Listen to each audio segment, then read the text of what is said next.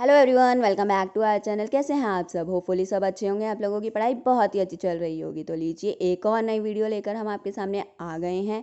तो आज हम लोग बिजनेस स्टडीज टर्म 2 का चैप्टर करेंगे। स्मॉल बिजनेस एंड एंटरप्रेन्योरशिप के इंपॉर्टेंट क्वेश्चंस करेंगे जो आपके एग्जाम में एक्सपेक्टेड क्वेश्चंस हैं, जो आपके एग्जाम्स में आने के पूरे पूरे चांसेस हैं। इसलिए वीडियो को एंड तक देखना कि कौन कौन से क्वेश्चंस हैं जो इम्पॉर्टेंट है, आपको करके ही जाने हैं अपने एग्जाम्स में।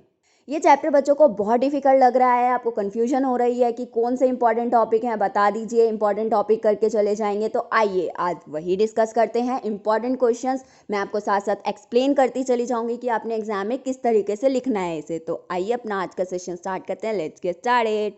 जब आप स्मॉल बिजनेस चैप्टर करेंगे तो सबसे पहला टॉपिक जो आपने करना है वो करना है रोल ऑफ स्मॉल बिजनेस। तो देखते हैं रोल ऑफ स्मॉल बिजनेस क्या है। तो फर्स्ट है हमारा एम्प्लॉयमेंट जनरेशन। आप लोगों को पता है कि इंडिया की जो पॉपुलेशन है वो किस में एंगेज है? एग्रीकल्चर सेक्टर में एंगेज है। लेकिन एग्रीकल्चर सेक्टर के बाद इंडिया की पॉपुलेशन कहाँ एंगेज है? स्मॉल इंडस्ट्रीज में। तो स्मॉल इंडस्ट्रीज क्या है? Small industries are the second largest employer of human resources after agriculture. यानी कि इंडिया की पॉपुलेशन पहले एग्रीकल्चर में एंगेज है, एग्रीकल्चर के बाद जो हमारी पॉपुलेशन है इंडिया की वो स्मॉल इंडस्ट्रीज में काम करती है। तो स्मॉल इंडस्ट्रीज क्या है? सेकेंड लार्जेस्ट एम्प्लॉयर है ह्यूमन रिसोर्सेज का। As they are more labour intensive, small industries में ज़्यादा से ज़्यादा लेबर की ज़रूरत होती है, टेक्नोलॉजी कम यूज़ होती है, लेबर ज़्यादा यूज़ होती है। तो क्या होता है? उससे एम्प्लॉयमेंट अपॉर्चुनिटीज़ जनरेट होती है। जब ज़्यादा से ज़्यादा लेबर चाहिए, लोग चाहिए काम करने के लिए, तो लोगों को ज़्यादा से ज़्यादा काम मिलेगा। तो इससे क्या होता है? एम्प्लॉयमेंट अपॉर्चुनिटीज़ जनरेट होती है। नेक्स्ट है वैरायटी ऑफ प्रोडक्ट्स। हम लोग जितने भी प्रोडक्ट्स यूज़ कर रहे हैं वो सारे कहाँ से आ रहे हैं? कौन प्रोवाइड कर रहा है? कौन सप्लाई कर रही है? स्मॉल इंडस्ट्री सप्लाई कर रही है। Small industry supplies and numerous variety of products which include mass consumption goods such as ready-made garments, stationery items। जितने भी आइटम्स हम यूज़ कर रहे हैं कंजम्पशन गुड्स, जैसे कि readymade garments, stationery items, soaps and detergent, ये सारे कहाँ से सप्लाई होते हैं? स्मॉल इंडस्ट्रीज से। या फिर कोई सोफिस्टिकेटेड आइटम्स ले लीजिए, television, agricultural tools, air conditioner equipments, ये सारे के सारे भी कहाँ से सप्लाई होते हैं? स्मॉल इंडस्ट्रीज से। नेक्स्ट है हमारा प्रमोट्स बैलेंस रीजनल डेवलपमेंट। देखिए, स्मॉल इंडस्ट्रीज कंट्री के सारे पार्ट में फैली हुई है, क्योंकि इसे स्टार्ट करने के लिए सिंपल टेक्नोलॉजी और लोकली अवेलेबल रिसोर्सेज की जरूरत होती है, जिसकी वजह से ये कंट्री के हर पार्ट में फैली हुई है। और जो रूरल एरियाज़ हैं वहाँ पे भी आपको स्मॉल इंडस्ट्रीज़ मिल जाएंगी, वहाँ पे भी स्मॉल इंडस्ट्रीज़ डेवलप हुई है, जिसकी वजह से रूरल एरियाज़ भी डेवलप्ड हो रहे हैं। रूरल एरियाज़ डेवलप्ड हो रहे हैं तो रीजनल डेवलपमेंट भी क्या हो रही है? बैलेंस्ड हो रही है। Small industries are dispersed in all parts of the country as they need simple technology and locally available resources। Small industries को start करने के लिए simple technology और locally available resources की ही जरूरत पड़ती है। It helps in industrialization of rural and backward areas। तो इसकी वजह से जो rural areas और जो backward areas है उसमें भी development हो रही है। नेक्स्ट है डेवलपमेंट ऑफ एंटरप्रेन्योरशिप। अब आप पूछेंगे ये एंटरप्रेन्योरशिप होता क्या है? देखिए, मान लीजिए मुझे कोई आइडिया आया बिजनेस करने का, ठीक है। अब मुझे बिजनेस करना है, मैं कोई बड़ा बिजनेस तो एकदम से नहीं खोल सकती, उसमें तो बहुत इन्वेस्टमेंट चाहिए, बहुत कैपिटल चाहिए। तो एक एंटरप्रेन्योर क्या करता है? अपने आइडिया को बिजनेस में कन्वर्ट करता है, लेस कैपिटल और लेस फॉर्मेलिटीज के साथ एक छोटे सेक्टर में बिजनेस कर सकता है, यानी कि स्मॉल बिजनेस कर सकता है। तो स्मॉल बिजनेस क्या करता है? बहुत सारी अपॉर्चुनिटीज देता है एंटरप्रेन्योरशिप की ग्रोथ के लिए भी, क्योंकि इसमें बहुत कम कैपिटल और बहुत कम फॉर्मेलिटीज है बिजनेस को स्टार्ट करने के लिए। इससे लोग क्या होते हैं? एनकरेज होते हैं अपने हिडन टैलेंट को यूटिलाइज करने के लिए स्मॉल सेक्टर में बिजनेस सेटअप करके। नेक्स्ट है हमारा लो कॉस्ट ऑफ प्रोडक्शन। जैसे कि मैंने आपको बताया कि स्मॉल इंडस्ट्रीज के लिए सिंपल टेक्नोलॉजी और लोकली अवेलेबल रिसोर्सेज की ही जरूरत होती है। तो इसकी कॉस्ट क्या होती है? लो होती है। Small business also enjoy the benefit of lower cost of production due to low establishment and running cost. Small business को स्टैब्लिश करने के लिए और उसे रन करने के लिए क्या चाहिए होती है? हमें लो कॉस्ट चाहिए होती है। नेक्स्ट है quick decision. Due to small size of the organisation का साइज स्मॉल होता है तो क्विक एंड टाइमली डिसीजन लिए जाते हैं। जिससे कि क्या हेल्प होती है, कोई भी अपॉर्चुनिटी आती है तो उसे सही टाइम पे कैप्चर किया जा सकता है। अभी हमने बात करी role of small business in India, अब हम बात करते हैं role of small business in rural India. Rural India में क्या रोल है स्मॉल बिजनेस का? आपको पता है कि स्मॉल बिजनेस ज्यादातर कहाँ पे होते हैं? रूरल एरियाज में ही होते हैं, ठीक है। तो रूरल एरियाज में क्या रोल है इसका? पहला है एम्प्लॉयमेंट अपॉर्चुनिटीज मिली। स्मॉल बिजनेस क्या है? लेबर इंटेंसिव है, ज्यादा से ज्यादा लेबर चाहिए, तो रूरल एरियाज में क्या हो जाती है? एम्प्लॉयमेंट जनरेट हो जाती है स्मॉल बिजनेस की वजह से। नेक्स्ट है हमारा prevents migration to urban areas. जो रूरल पीपल हैं वो क्यों जाते हैं अर्बन एरियाज, क्यों माइग्रेट होते हैं अर्बन एरियाज? एम्प्लॉयमेंट के चक्कर में, एम्प्लॉयमेंट के सर्च में। अब उन्हें एम्प्लॉयमेंट अपने ही एरिया में मिल रही है तो वो माइग्रेट भी नहीं होते अर्बन एरियाज में। जब उनके खुद के एरिया में स्मॉल बिजनेस है, वहाँ पे उन्हें खुद एम्प्लॉयमेंट मिल रही है तो वो माइग्रेट नहीं होते हैं अर्बन एरियाज में। इससे क्या होता है? अर्बन एरियाज में माइग्रेशन प्रिवेंट हो जाती है। नेक्स्ट है हमारा इम्प्रूव्स इकोनॉमिक कंडीशन। अब रूरल एरियाज में भी क्या हो गई? बहुत सारी एम्प्लॉयमेंट अपॉर्चुनिटीज मिल गई लोगों को, तो इससे क्या हो गई? उनकी इकोनॉमिक कंडीशन भी इंप्रूव हो जाती है। नेक्स्ट है रूरल डेवलपमेंट। अब एम्प्लॉयमेंट मिल गई, इकोनॉमिक कंडीशन इंप्रूव हो गई, रूरल पीपल अर्बन एरियाज में माइग्रेट नहीं हो रहे हैं, एम्प्लॉयमेंट अपॉर्चुनिटीज क्यों नहीं यहीं पे मिल गई है, तो इससे क्या हो गई? ओवरऑल रूरल की डेवलपमेंट हो गई। तो ये था स्मॉल बिजनेस का रोल रूरल एरियाज में। अगर आपके पास कोई भी आ जाए तो आप अटेम्प्ट कर सकते हैं। तो role of small business most important, mark कर लीजिए, ये क्वेश्चन आता ही आता है, तो इसे अच्छे से अटेम्प्ट करके आना। मेरा मानना ये है कि बिजनेस में जितने भी क्वेश्चंस अटेम्प्ट करो, पॉसिबिलिटी यही रखो कि उसे पॉइंट्स में अटेम्प्ट करो और हेडलाइन के साथ अटेम्प्ट करो, क्योंकि हेडलाइन होती है ना तो उससे हमें लर्न भी जल्दी होता है और वो जो आंसर शीट है वो क्या हो जाती है? प्रेजेंटेबल भी हो जाती है, प्रेजेंटेशन अच्छी लगती है। इसलिए बिजनेस स्टडीज में जिस क्वेश्चन में पॉसिबिलिटी हो पॉइंट्स विद हेडिंग ही डालकर आना। नेक्स्ट क्वेश्चन जो हमारा इंपॉर्टेंट है वो है गवर्नमेंट असिस्टेंस एंड स्कीम्स। अब स्मॉल बिजनेस को चलाने के लिए गवर्नमेंट ने भी बहुत हेल्प करी, असिस्टेंस दी और बहुत सारी स्कीम्स चलाई, जिसमें से आपको 2 स्कीम करनी है। 2 स्कीम बहुत बहुत इंपॉर्टेंट है आपके लिए। पहली है national small industries corporation, NSIC। Most important, mark कर लो, इस पे क्वेश्चन बनता ही बनता है आप लोगों का। तो क्या स्कीम है देखते हैं। दिस वॉज सेटअप इन 1955। पहले तो आपने ये याद रखना है कि ये स्कीम कब सेटअप हुई थी? 1955 में हुई थी, with a view to promoting and fostering the growth of SSI in the country. Country में स्मॉल स्केल इंडस्ट्रीज की ग्रोथ को प्रमोट करने के लिए ये NSIC सेटअप हुआ था। अब इसका मेन फोकस क्या है वो देखते हैं। पहला है to supply imported machines in easy instalments. आपको पता है जो मशीन्स होती हैं वो क्या होती हैं? बहुत ज़्यादा एक्सपेंसिव होती हैं। स्मॉल बिजनेस के पास इतना पैसा नहीं होता कि वो इंपोर्टेड मशीन्स मंगवा सकें, इंपोर्टेड मशीन्स से काम कर सकें। तो गवर्नमेंट ने क्या करा? उन्हें इंपोर्टेड मशीन सप्लाई करी, किसमें? इजी इंस्टॉलमेंट्स में, यानी कि वो पैसा क्या कर सकते हैं? इजी इंस्टॉलमेंट्स में दे सकते हैं उन मशीन्स का। नेक्स्ट है to procure and supply imported raw materials. और गवर्नमेंट ने ये भी हेल्प करी, उन्हें जो रॉ मटेरियल चाहिए होता है, इंपोर्टेड रॉ मटेरियल है, वो भी उनके लिए सप्लाई किया। तो गवर्नमेंट ने क्या करा? स्मॉल बिजनेस के लिए एक तो इंपोर्टेड मशीन्स इजी इंस्टॉलमेंट्स में सप्लाई करवाई और इंपोर्टेड रॉ मटेरियल भी सप्लाई करा। यानी कि स्मॉल बिजनेस में जिस तरीके की भी इंपोर्टेड मशीन्स या इंपोर्टेड रॉ मटेरियल की नीड हो वो किसने सप्लाई करवाई? गवर्नमेंट ने सप्लाई कराई। नेक्स्ट है to export products of SSI।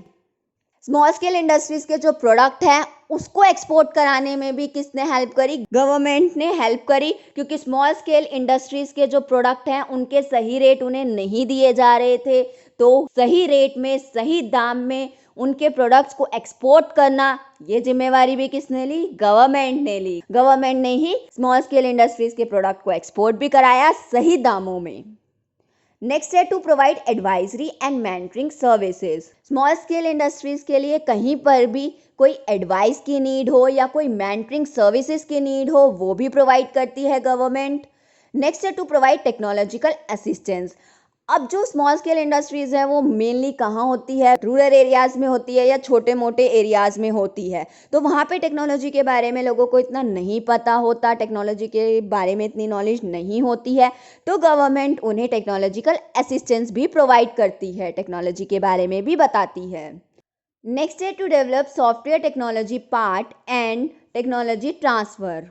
देखिए, जब बिज़नेस बहुत ज़्यादा डेवलप होने लगता है, बहुत ज़्यादा आगे ग्रो कर जाता है, तो उस टाइम पे बिज़नेस को कोई सॉफ्टवेयर टेक्नोलॉजी की नीड होती है, तो उसमें भी गवर्नमेंट हेल्प करती है टेक्नोलॉजी ट्रांसफ़र में। जैसे कि अगर कोई सी बिज़नेस को अपनी वेबसाइट पे काम करना है या किसी भी तरीके की वो ग्रो करना चाहती है, सॉफ्टवेयर की नीड है, तो वो भी डेवलप करने में हेल्प करती है गवर्नमेंट स्मॉल बिज़नेस में। नेक्स्ट जो हमें गवर्नमेंट स्कीम करनी है वो करनी है डिस्ट्रिक्ट इंडस्ट्री सेंटर DICS। ये भी बहुत इम्पॉर्टेंट है, आपका इस पे शॉर्ट नोट आ सकता है एग्जाम में। तो ये जो प्रोग्राम है ये कब स्टार्ट हुआ था? 1 मई 1978 को स्टार्ट हुआ था। किसके लिए स्टार्ट हुआ था ये? असिस्टेंस प्रोवाइड करने के लिए स्मॉल स्केल इंडस्ट्रीज को डिस्ट्रिक्ट लेवल पे। इसका क्या क्या फोकस था, क्या क्या फंक्शंस परफॉर्म करे DIC ने? तो फर्स्ट पॉइंट है, these centres provide all the promotional activities such as identification of suitable scheme. ये सेंटर्स बहुत सारे प्रमोशनल एक्टिविटीज प्रोवाइड करते थे, जैसे कि आइडेंटिफिकेशन ऑफ सुटेबल स्कीम्स, कि मुझे बिजनेस सेटअप करना है, मेरे बिजनेस के लिए कौन सी स्कीम सुटेबल रहेगी, क्योंकि गवर्नमेंट की तो n नंबर ऑफ स्कीम्स है, बहुत सारी स्कीम्स है, उनमें से कौन सी स्कीम मेरे बिजनेस के लिए एप्लीकेबल रहेगी, किसके लिए मुझे अप्लाई करना है, किधर से क्या बेनिफिट मिल सकता है, इन सब चीज़ों में कौन हेल्प करता है? DICs हेल्प करती हैं। नेक्स्ट है प्रिपरेशन ऑफ फिजिबिलिटी रिपोर्ट, और DICs फिजिबिलिटी रिपोर्ट भी प्रिपेयर करते हैं। अब मेरे पास बिजनेस प्लान तो है, क्या वो बिजनेस प्लान अप्रूव्ड रहेगा? क्या जो आइडिया मेरे माइंड में आया है, जिस आइडिया पे मैं बिजनेस करना चाहती हूँ, वो प्रॉपरली एग्जीक्यूट हो सकता है या नहीं हो सकता? इन चीजों में भी हेल्प करती है DICs, यानी कि फिजिबिलिटी रिपोर्ट प्रिपेयर करती है। नेक्स्ट है arranging for credit. Credit arrange करना, कि फंड्स कहाँ से अरेंज हो सकता है, कहाँ से रेज हो सकता है, कितना रेज कर सकते हैं, किस तरीके से रेज कर सकते हैं, क्रेडिट का अरेंजमेंट करने में भी हेल्प करती है। एक तरीके से ये स्मॉल स्केल बिजनेस के लिए क्या है? सपोर्ट सिस्टम है, डिस्ट्रिक्ट लेवल पे स्मॉल स्केल बिजनेस को सपोर्ट करती है। नेक्स्ट है, these centers promote entrepreneur attitude in rural areas। DICs rural areas में भी entrepreneur attitude प्रमोट करती है। अब रूरल एरियाज में बिजनेस तो करना है, लेकिन कैसे करें, क्या करें, प्रोसेस ही नहीं पता, कहाँ से स्टार्ट करें, अपने आइडिया को कैसे एग्जीक्यूट करें, ये सारे क्वेश्चंस के आंसर जो होते हैं वो उन सब में कौन हेल्प करता है? DICs हेल्प करती है। क्रेडिट अरेंज करना, सुटेबल स्कीम के बारे में बताना, इन सब चीज में रूरल एरियाज में कौन सपोर्ट करता है? DIC सपोर्ट करती है। DIC is the institution at the district level which provide all services and support to entrepreneur for setting up small scale business. DIC क्या है? एक इंस्टीट्यूशन है डिस्ट्रिक्ट लेवल पे, जो कि सारी ही सर्विसेज और सपोर्ट प्रोवाइड करता है एंटरप्रेन्योर को एक स्मॉल स्केल बिजनेस सेटअप करने के लिए। यानी कि अगर स्मॉल स्केल बिजनेस सेटअप करने में किसी तरीके की प्रॉब्लम आ रही है, कोई क्वेरी आ रही है, तो DIC सपोर्ट सिस्टम की तरह काम करता है। नेक्स्ट है DIC trying to bring change in the attitude of rural entrepreneur. DIC ने ट्राई करा रूरल एंटरप्रेन्योर के एटीट्यूड में चेंज लाने के लिए। DIC is emerging as a focal point for economic and industrial growth at the district level. DICs ने important role play किया economic और इंडस्ट्रियल ग्रोथ के लिए डिस्ट्रिक्ट लेवल पे। तो ये था हमारा DICs के बारे में, ये आपके एग्जाम में आ सकता है, इम्पॉर्टेंट टॉपिक है, तो इसे भी अच्छे से पढ़ लेना। होपफुली आप लोगों को यहाँ तक समझ आ गया होगा। नहीं आया हो तो कमेंट बॉक्स में डाउट्स ले सकते हैं, और साथ ही साथ इस चैप्टर के अगर केस स्टडीज क्वेश्चंस भी आपको चाहिए हो विद आंसर्स, तो कमेंट में हमें जरूर बताना, एक सेपरेट न्यू वीडियो आपके लिए लेकर आएंगे। नेक्स्ट इंपॉर्टेंट टॉपिक है आपका एंटरप्रेन्योरशिप नीड एंड प्रोसेस। आपको एंटरप्रेन्योरशिप, उसके नीड्स एंड प्रोसेस बहुत अच्छे से करके जाने हैं। तो एंटरप्रेन्योरशिप होता क्या है? ये क्या है? एक प्रोसेस है। याद रखना क्या है? ये एक प्रोसेस है। किसका प्रोसेस है? अपना खुद का बिजनेस सेटअप करने का एक प्रोसेस है। यानी कि किसी जॉब में या एम्प्लॉयमेंट में या फिर किसी प्रोफेशन में ना घुस करके क्या करना? अपना खुद का बिजनेस सेटअप करना। उस प्रोसेस को हम बोलते हैं entrepreneurship. Entrepreneurship is the process of setting up one's own business as distinct from pursuing any other economic activity। यानी कि किसी और इकोनॉमिक एक्टिविटी में ना जा करके अपने खुद का बिजनेस सेटअप करना, उस प्रोसेस को बोला जाता है एंटरप्रेन्योरशिप। और जो पर्सन सेटअप करता है उस बिजनेस को, उसे क्या बोलते हैं? एंटरप्रेन्योर। और जो आउटकम निकल के आता है उस प्रोसेस का, यानी कि एंटरप्रेन्योरशिप का जो आउटकम निकल के आता है, जो रिजल्ट निकल के आता है, आउटपुट निकल के आता है, जो कि क्या होता है? बिजनेस यूनिट होती है, उसे हम क्या बोलते हैं? एंटरप्राइज। यानी कि जो पर्सन बिजनेस कर रहा है वो कौन हुआ? एंटरप्रेन्योर हुआ। और जो प्रोसेस है खुद के बिजनेस को सेटअप करने का, वो क्या है? एंटरप्रेन्योरशिप है। और जो आउटकम निकल के आएगा एंटरप्रेन्योरशिप का, जो कि है बिजनेस यूनिट, उसे हम एंटरप्राइज बोलते हैं। होपफुली तीनों ही टर्म आप लोगों को अच्छे से समझ आ गई होगी। अब बात करते हैं need and importance of entrepreneurship की। एंटरप्रेन्योरशिप की क्या नीड्स है, क्या इम्पॉर्टेंस है, क्यों जरूरी है एंटरप्रेन्योरशिप? पहला है लाइफलाइन ऑफ नेशन। नेशन के लिए लाइफलाइन है एंटरप्रेन्योरशिप। किसी भी नेशन का बेसिक लाइफलाइन है एंटरप्रेन्योरशिप। एक नेशन किस तरह से चलता है, एक कंट्री में, एक नेशन में सारा काम किससे होता है? पैसे से। और नेशन में पैसा कौन जनरेट करके देता है? एक बिजनेसमैन, एक एंटरप्रेन्योर। कहाँ से जनरेट करता है? वो सामान बनाता है, प्रोडक्शन करता है, सामान बेचता है, उसकी अर्निंग होती है, उस अर्निंग पे टैक्स देता है, गवर्नमेंट के पास पैसा जाता है।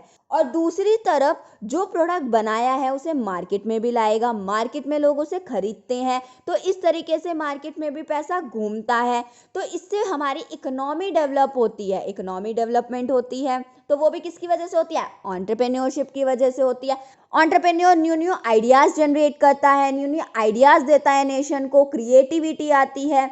ये सारी चीजें किसकी वजह से आती है? एंटरप्रेन्योर की वजह से आती है। तो एंटरप्रेन्योरशिप क्या है? लाइफलाइन है एक नेशन के लिए। नेक्स्ट है प्रोवाइड इनोवेशन। जैसे कि मैंने आपको बताया, एंटरप्रेन्योर इनोवेशन प्रोवाइड करता है। अब एक जॉब करने वाला बंदा तो उसे पता है 9 से 5 मुझे यही काम करना है, काम करके घर चले जाना है, यही होता है। लेकिन एक एंटरप्रेन्योर होता है, उसे बहुत अलग अलग टास्क करने होते हैं, जिससे कि उसका माइंड क्या होता है? इनोवेटिव होता है, बहुत न्यू आइडियाज जनरेट होते हैं उसके माइंड में, बहुत क्रिएटिविटी होती है। जैसे कि आप देख रहे हैं कि हर 2 महीने बाद स्मार्टफोन में चेंजेस आ रहे हैं, नए नए मॉडल्स आ रहे हैं, लैपटॉप के नए नए मॉडल्स आ रहे हैं। ये किसकी वजह से हो रहा है? एंटरप्रेन्योर की वजह से हो रहा है। तो एंटरप्रेन्योरशिप क्या प्रोवाइड करता है? इनोवेशन प्रोवाइड करता है। नेक्स्ट है growth of the economy. Entrepreneurship की वजह से इकोनॉमी भी ग्रो हो रही है। अब क्रिएटिविटी हो रही है, न्यू आइडियाज जनरेट हो रहे हैं, इतनी प्रोडक्शन हो रही है, न्यू न्यू प्रोडक्ट्स आ रहे हैं। इससे लोगों की लिविंग स्टैंडर्ड भी क्या हो रही है? इम्प्रूव हो रही है, प्रोडक्शन भी ज़्यादा हो रही है। तो इससे हमारी इकोनॉमी क्या कर रही है? ग्रो कर रही है। हमने इकोनॉमिक्स में पढ़ा है इकोनॉमी की ग्रोथ कैसे होती है? जब जीडीपी बढ़ता है, यानी कि पर कैपिटा इनकम हमारा बढ़ रहा होता है। और जीडीपी क्या होता है? ग्रॉस डोमेस्टिक प्रोडक्ट, यानी कि हमारी जो प्रोडक्शन होती है गुड्स एंड सर्विसेज की, जब वो बढ़ती है तो यानी कि हमारी इकोनॉमी ग्रो कर रही है। और प्रोडक्शन कौन करता है? बिजनेसमैन, एंटरप्रेन्योर करता है। तो इसलिए एंटरप्रेन्योरशिप इंपॉर्टेंट है। नेक्स्ट है इंक्रीज प्रॉफिट। एंटरप्रेन्योरशिप प्रॉफिट्स भी इंक्रीज करता है। अपने क्रिएटिव माइंड से, क्रिएटिविटी से, अपने कॉस्ट को मिनिमाइज करके, रिसोर्सेज को फुलर यूटिलाइज करके प्रॉफिट को इंक्रीज करता है। और अगर कॉस्ट रिड्यूस हो गई और एफिशिएंसी बढ़ गई तो इससे क्या होगा? हमेशा प्रॉफिट इंक्रीज होता है। नेक्स्ट है एम्प्लॉयमेंट अपॉर्चुनिटी। अब एंटरप्रेन्योर ने बिजनेस ओपन किया है तो वो अकेले तो काम करेगा नहीं, उसे लेबर की जरूरत पड़ेगी, लेबर की जरूरत पड़ेगी तो वो हायर करेगा लेबर। तो इससे क्या होती है? एम्प्लॉयमेंट भी जनरेट होती है, एम्प्लॉयमेंट अपॉर्चुनिटीज भी बढ़ती हैं। तो ये सारी तुम्हारी नीड एंड इम्पॉर्टेंस एंटरप्रेन्योरशिप की अच्छे से करके जाना, आने के चांसेस हैं इसके भी। नेक्स्ट है प्रोसेस। एंटरप्रेन्योरशिप का क्या प्रोसेस है? मोस्ट इंपॉर्टेंट टॉपिक है, इसे भी अच्छे से करके चले जाना। अब मैंने कल ही सोचा कि मुझे ये बिजनेस सेटअप करना है और मेरा बिजनेस आज से स्टार्ट भी हो गया। क्या ये पॉसिबल है? जी नहीं, ये तो बिल्कुल पॉसिबल नहीं है। एंटरप्रेन्योरशिप के लिए एक प्रोसेस होता है, उस प्रोसेस से ही एंटरप्रेन्योरशिप होती है। तो इस प्रोसेस को हम पढ़ते हैं। पहला है सेल्फ डिस्कवरी, खुद को डिस्कवर करना। ये नहीं कि भाई किसी ने आपको बताया कि आप इसका बिजनेस अच्छा कर सकते हैं और आपने कल से ही बिजनेस करना स्टार्ट कर दिया, ऐसा नहीं होता। आपको खुद को डिस्कवर करना है, यानी कि देखना है कि मुझ में क्या स्ट्रेंथ है, क्या वीकनेस है, अपनी स्ट्रेंथ को बढ़ाना है और अपनी वीकनेस को कम करना है, यानी कि सेल्फ डिस्कवरी करनी है।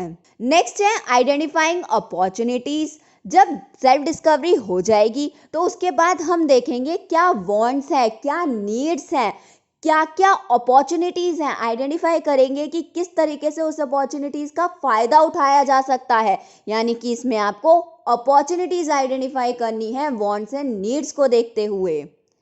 नेक्स्ट है जनरेटिंग एंड इवेल्युएटिंग आइडियाज़। खाली आइडियाज़ को जनरेट करना इनफ नहीं है, उसे इवेल्युएट भी करना है। किस तरीके से इवेल्युएट करेंगे? डिस्कशन से, ब्रेनस्टॉर्मिंग से, क्रिएटिविटी से, अपने खुद के एक्सपीरियंस से इवेल्युएट करेंगे कि वो आइडिया सही तरीके से काम करेगा कि नहीं करेगा। नेक्स्ट है प्लानिंग। उसके बाद उस आइडिया को लेकर के प्लानिंग करेंगे। जब हमें आइडिया मिल जाएगा, जनरेट हो जाएगा, इवेल्युएट हो जाएगा, उसके बाद हम प्लानिंग करेंगे, रिसर्च करेंगे, बिजनेस प्लान्स बनाएंगे, स्ट्रेटेजीज बनाएंगे। नेक्स्ट है raising startup capital. Most difficult task होता है एक एंटरप्रेन्योरशिप के लिए कि कहाँ से फंड रेज किए जाए, कहाँ से स्टार्टअप कैपिटल रेज की जाए। हमने पढ़ा है सोर्सेज ऑफ फाइनेंस में किस किस तरीके से हम लोग कैपिटल रेज कर सकते हैं, शेयर्स इशू करके, डिबेंचर करके या फिर लोन से। वही सारी चीज़ें एक एंटरप्रेन्योर देखेगा कि कहाँ से स्टार्टअप कैपिटल रेज करे। जब कैपिटल रेज हो जाएगी उसके बाद क्या करना है? स्टार्टअप करना है, यानी कि अपने बिजनेस को लॉन्च करना है और ज़्यादा से ज़्यादा कस्टमर्स बनाने हैं। यहाँ पे क्या हो जाएगा? हमारा बिजनेस लॉन्च हो जाएगा। नेक्स्ट है ग्रोथ। अब बिजनेस लॉन्च हो गया, उसके बाद अगर स्टेबल होने लग गया, उसके बाद देखेंगे कि उसको किस तरीके से ग्रो करें, किस तरीके से एक्सपेंड करें। एक्सपेंड करने के लिए हम उस बिजनेस की बहुत सारी ब्रांचेज और खोल सकते हैं अगर हमारा बिजनेस चल रहा है अच्छी तरीके से, या फिर हम एम्प्लॉयज़ बढ़ा सकते हैं, या फिर हम अपनी प्रोडक्ट्स बढ़ा सकते हैं उसी बिजनेस में और अच्छे अच्छे प्रोडक्ट्स ला सकते हैं। तो इस तरीके से हम अपने बिजनेस को और ज़्यादा ग्रो कर सकते हैं। नेक्स्ट है हार्वेस्ट। हार्वेस्ट क्या होता है? बिजनेस को सेल करना। कि कुछ लोग क्या करते हैं? बिजनेस स्टार्ट करते हैं, स्टेबल करते हैं, ग्रो करते हैं, उसके बाद बिजनेस को क्या कर देते हैं? सेल कर देते हैं। उस बिजनेस को तो सेल कर देते हैं और न्यू वेंचर स्टार्ट करते हैं। लेकिन कुछ एंटरप्रेन्योर क्या करते हैं कि ये मेरा बिजनेस है, मैं ही चलाऊंगा, मैं ही इसे आगे तक लेकर जाऊंगा। तो हार्वेस्ट क्या है? आपका ऑप्शनल है। कुछ लोग बिजनेस को क्या कर देते हैं? सेल कर देते हैं, उसे हम क्या बोलते हैं? हार्वेस्ट बोलते हैं। तो ये एक प्रोसेस है एंटरप्रेन्योरशिप का कि पहले सेल्फ डिस्कवरी करेंगे, फिर अपॉर्चुनिटीज़ आइडेंटिफाई करेंगे, फिर आइडियाज़ जनरेट और इवेल्युएट करते हैं, फिर प्लानिंग करते हैं, फिर कैपिटल रेज करते हैं, फिर स्टार्टअप करते हैं, फिर ग्रोथ होती है, फिर हार्वेस्ट हो जाती है। नेक्स्ट इंपॉर्टेंट टॉपिक है जो आप लोगों ने बहुत अच्छे से करना है, वो है intellectual property rights and its types. क्या होता है intellectual property? It refers to the creation of human mind like inventions, literary, artistic works, symbol, name, images and designs used in the business. Intellectual property क्या होता है? Human mind का creation, यानी कि जो ह्यूमन माइंड क्रिएट करता है, जैसे कि कोई इन्वेंशन करना या कोई लिटरेरी या फिर कोई आर्टिस्टिक वर्क यानी कि पेंटिंग, पोएम राइटिंग, या फिर कोई सिंबल या फिर नेम या फिर कोई इमेज या फिर कोई डिज़ाइन जो कि वो बिजनेस में यूज़ कर रहा है, उसे हम क्या बोलते हैं? इंटेलेक्चुअल प्रॉपर्टी बोलते हैं। और इंटेलेक्चुअल प्रॉपर्टी राइट क्या होता है? इंटेलेक्चुअल प्रॉपर्टी राइट एक इनोवेटिव एंटरप्रेन्योर को अलाउ करता है कि वो अपनी इन्वेंशन को प्रोटेक्ट कर सके, कोई और उसकी इन्वेंशन को यूज़ ना कर सके, इस चीज़ से प्रोटेक्ट करता है उसकी इन्वेंशन को, उसे हम बोलते हैं इंटेलेक्चुअल प्रॉपर्टी राइट्स। एक इनोवेटिव एंटरप्रेन्योर है, उसकी इन्वेंशन जो उसने इन्वेंशन करी है उसे कोई और यूज़ ना कर सके उसकी परमिशन के बिना, उससे प्रोटेक्ट करता है इंटेलेक्चुअल प्रॉपर्टी राइट्स।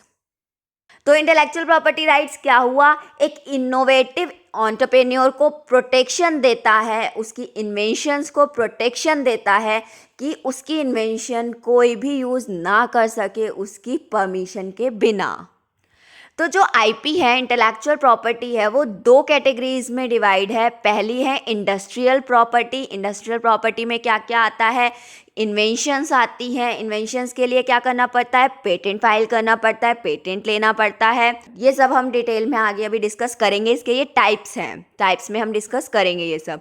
और ट्रेडमार्क होता है, और इंडस्ट्रियल डिज़ाइन, जोग्राफिकल इंडिकेशंस, ये सब आता है इंडस्ट्रियल प्रॉपर्टी में। और नेक्स्ट है कॉपीराइट। कॉपीराइट में क्या आता है? लिटरेरी एंड आर्टिस्टिक वर्क्स, यानी कि कॉपीराइट किस किस पे ले सकते हैं? कोई लिटरेरी या फिर आर्टिस्टिक वर्क्स पे, यानी कि कोई पोएम राइटिंग पे, या फिर किसी पेंटिंग पे, या फिर किसी कंटेंट राइटिंग पे, इन सब पे कॉपीराइट लिया जाता है। अब इसके टाइप्स देखते हैं। इंटेलेक्चुअल प्रॉपर्टी राइट्स के क्या क्या टाइप्स है। फर्स्ट टाइप है आईपीआर का कॉपीराइट। कॉपीराइट क्या होता है? It gives the copyright holder the exclusive right to copy the work, modify it and distribute, perform and display the work publicly. क्या होता है कॉपीराइट? फॉर एग्जाम्पल, मैंने एक बुक लिखी, बुक राइटर हूँ, बुक लिखी मैंने, और मैंने उसका कॉपीराइट ले रखा है, तो मैं क्या बन गई? कॉपीराइट होल्डर बन गई। It gives the copyright holder the exclusive right. अगर मैंने कॉपीराइट ले रखा है तो मेरे पास एक्सक्लूसिव राइट है, यानी कि पूरा पूरा राइट है कि मेरे काम को कोई और कॉपी नहीं कर सकता, मेरी परमिशन के बिना उसे कोई भी यूज़ नहीं कर सकता, मेरी परमिशन के बिना उसे मार्केट में नहीं लाया जा सकता। ठीक है, मैं उस काम को कॉपी कर सकती हूँ, अपने अकॉर्डिंग मॉडिफाई कर सकती हूँ। अगर उसमें कोई चेंजेस करने हैं तो मैं उसे खुद चेंज कर सकती हूँ, कोई और नहीं करेगा। जहाँ जैसे जो डिस्ट्रीब्यूट करना है वो भी मैं कर सकती हूँ, क्योंकि मेरे पास उसका क्या है? कॉपीराइट है, मैं उसकी कॉपीराइट होल्डर हूँ। और परफॉर्म करना या अपने काम को पब्लिकली डिस्प्ले करना, ये सब काम कौन करेगा? कॉपीराइट होल्डर करेगा। तो कॉपीराइट होल्डर को क्या मिल जाता है? एक्सक्लूसिव राइट, पूरा राइट मिल जाता है अपने काम को मॉडिफाई करने का, डिस्ट्रीब्यूट करने का, परफॉर्म करने का, डिस्प्ले करने का। उसकी परमिशन के बिना कोई और उसके कंटेंट को कॉपी नहीं कर सकता, चाहे वो कोई पेंटिंग हो या पोएम हो या फिर कोई बुक हो। इन सब पे हमारा क्या होता है? कॉपीराइट होता है। नेक्स्ट है पेटेंट। पेटेंट क्या होता है? Patent protect process. पेटेंट क्या करता है? प्रोसेस प्रोटेक्ट करता है, मेथड्स प्रोटेक्ट करता है, और इन्वेंशन प्रोटेक्ट करता है। देखिए, अब पेटेंट मेनली किस में यूज़ होता है? जैसे कि मेडिसिन्स हो गई या फिर वैक्सीन हो गई, यानी कि जो इन्वेंशंस होती हैं या फिर कोई मेथड होता है या फिर जो प्रोसेस होता है, उन सबको प्रोटेक्ट करने के लिए पेटेंट फाइल किया जाता है, पेटेंट का यूज़ किया जाता है। अगर पेटेंट ग्रांटेड है, a patent gives you monopoly on selling, using, making और importing an invention। अगर आपने अपनी इन्वेंशन पे पेटेंट फाइल कर रखा है, आपको पेटेंट ग्रांटेड है, तो आपके पास क्या आ गई? मोनोपोली पावर आ गई कि आप उसे सेल कर सकते हैं, उसका यूज़ कर सकते हैं, उसे मेक बना सकते हैं, उसे उस इन्वेंशन को इम्पोर्ट भी कर सकते हैं। तो क्या आ गई? आपके पास मोनोपोली पावर आ गई कि आप कुछ भी कर सकते हैं उस इन्वेंशन के साथ, सेल कर सकते हैं, उसे यूज़ कर सकते हैं, उसे मेक कर सकते हैं, उसे इंपोर्ट कर सकते हैं, और आपकी परमिशन के बिना उस इन्वेंशन का कोई और यूज़ नहीं कर सकता अगर आपके पास पेटेंट है तो। नेक्स्ट है ट्रेडमार्क। ट्रेडमार्क क्या होता है? Trademark is like a brand name. ये क्या है? एक तरीके का ब्रांड नेम है। जैसे कि आप सुनते हैं मैकडॉनल्ड्स हो गया, नाइक हो गया। नाइक का आप देखते हैं ना सिंबल होता है, नाइक का सिंबल कैसे होता है? इस तरीके से कुछ सिंबल होता है नाइक का। तो ट्रेडमार्क क्या होता है? ब्रांड नेम हो गया। ये कोई वर्ड भी हो सकता है और कोई सिंबल भी हो सकता है, जो रिप्रेजेंट करता है एक प्रोडक्ट को आइडेंटिफाई करने में और उसे अलग बनाता है दूसरे प्रोडक्ट से। मार्केट प्लेस पे उस प्रोडक्ट को दूसरे प्रोडक्ट से अलग बनाता है। अब आप नाइक के बैग देखेंगे, नाइक के शूज़ देखेंगे, पे आपको ये साइन मिलेगा ही मिलेगा। ये क्या करता है? ये बाकी प्रोडक्ट से उसे अलग बनाता है, आइडेंटिफाई करने में हेल्प करता है मार्केट प्लेस पे। तो ये क्या है? ट्रेडमार्क होता है। ट्रेडमार्क क्या है? एक तरीके का ब्रांड नेम है। ये वर्ड भी हो सकता है और सिंबल भी हो सकता है, जो कि एक प्रोडक्ट को आइडेंटिफाई करने में हेल्प करता है, रिप्रेजेंट करता है एक प्रोडक्ट को, और एक प्रोडक्ट को दूसरे प्रोडक्ट से अलग बनाता है मार्केट में। Trademark gives you a legal protection that no one else can use this trademark. अब नाइक ये सिंबल यूज कर रहा है तो कोई और ये सिंबल यूज नहीं कर सकता। ट्रेडमार्क क्या होता है? एक लीगल प्रोटेक्शन देता है कि कोई और इस ट्रेडमार्क को यूज नहीं कर सकता, इस सिंबल को कोई और यूज नहीं कर सकता। जैसे आप देखते हैं ना, मैकडॉनल्ड्स में रेड कलर का ऐसे एम लिखा होता है, तो इस सिंबल को कोई और यूज नहीं कर सकता अगर इस पे ट्रेडमार्क है तो। ये थे आपके important topics, important questions small business के। इन्हें अच्छे से करके चले जाना, इसमें से एक आधा क्वेश्चन आपके क्वेश्चन पेपर में आपको दिखेगा ही दिखेगा। बाकी चैप्टर पूरा पढ़ लिया है तो बहुत ही अच्छी बात है। तो जब भी रिवीजन करने बैठो तो ये टॉपिक तो आप लोगों ने बिल्कुल भी नहीं छोड़ के जाने, अच्छे से करके जाने। चलो आज के लिए बस इतना ही, बाकी मिलते हैं अपनी नेक्स्ट वीडियो में एक नए चैप्टर के साथ। तब तक के लिए इसी तरीके से पढ़ते रहिए, हमारे चैनल के साथ जुड़े रहिए और हमेशा खुश रहिए। और अगर चैनल को अब तक सब्सक्राइब नहीं किया है तो सब्सक्राइब कर दीजिए और बेल आइकन ऑन कर दीजिए। अगर आप बेल आइकन ऑन नहीं करेंगे तो आप वीडियो मिस करते चले जाएंगे, क्योंकि आपके पास नोटिफिकेशन नहीं आएगा उस वीडियो का। और जितना हो सके अपने दोस्तों के साथ इस वीडियो को शेयर करना, कि उनको भी पता चल जाए कि कौन से इंपॉर्टेंट क्वेश्चन हैं हमें छोड़ के नहीं जाने हैं स्मॉल बिजनेस में। तो थैंक यू सो मच।